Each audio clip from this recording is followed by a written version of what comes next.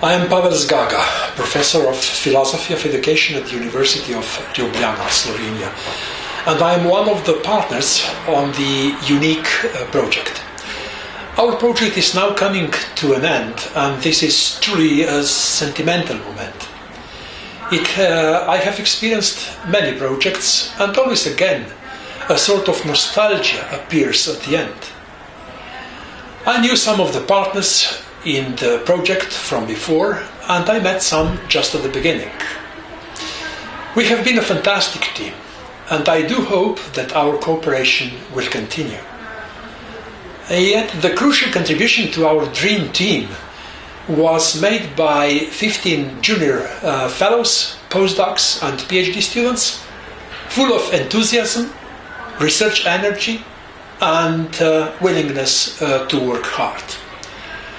Despite the fact that we have worked on 6 different universities in 5 different and even distant countries, we have become a firmly linked group that has worked together efficiently and achieved some really good results. Of course, the most important results are the dissertations of our PhD fellows. I was supervisor to 2 of them. One has successfully defended his thesis just in these days, while the other is successfully completing her dissertation, which will be hopefully submitted very soon.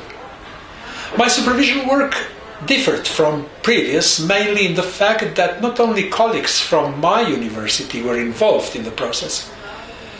Cooperation in a highly international context offers a variety of research perspectives and greatly increases the necessary critical mass.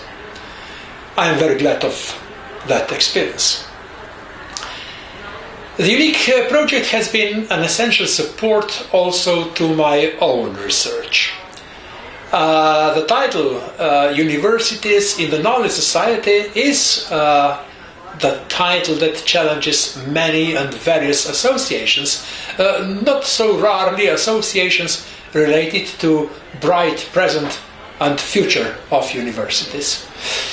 Our purpose was, however, primarily to critically reflect on the present and future of universities from diverse perspectives. My earlier research work was largely on internationalization of higher education and within this context on contemporary reform of national higher education systems.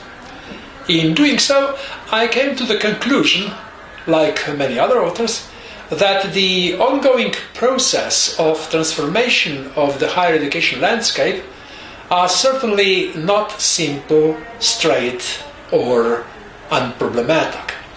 On the contrary, while today's universities often successfully respond to the many challenges of a modern world, on the other hand, they are increasingly exposed to suspicious trends and various pressures that calls their traditionally accepted mission into sometimes very serious questions.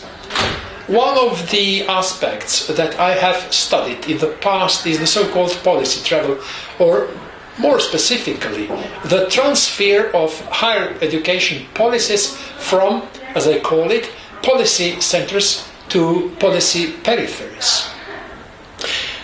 The so-called learning from good practice, so popular today, has unfortunately often proved to be a mechanical policy transfer, a transfer of recipes from those spaces which are perceived as world-class regions into those which may be called internationally invisible academic spaces. International cooperation, of course, is an excellent incentive for all universities in the world, but the policy transfer we are talking about can cause a lot of damage in local contexts, and we must be careful about that. This can, last but not least, for example, be also seen in the field of academic freedom, which is one more of the topics in the forefront of my research interest. The internationalization of higher education hasn't contributed much to raising awareness about the importance of academic freedom, as well as to strengthen the tools and procedures related to promoting and defending academic freedom in local contexts. Therefore, the UNIKE project has been an important support and encouragement also for my future work in these areas. I would be really happy if a new follow-up project may arise on this basis.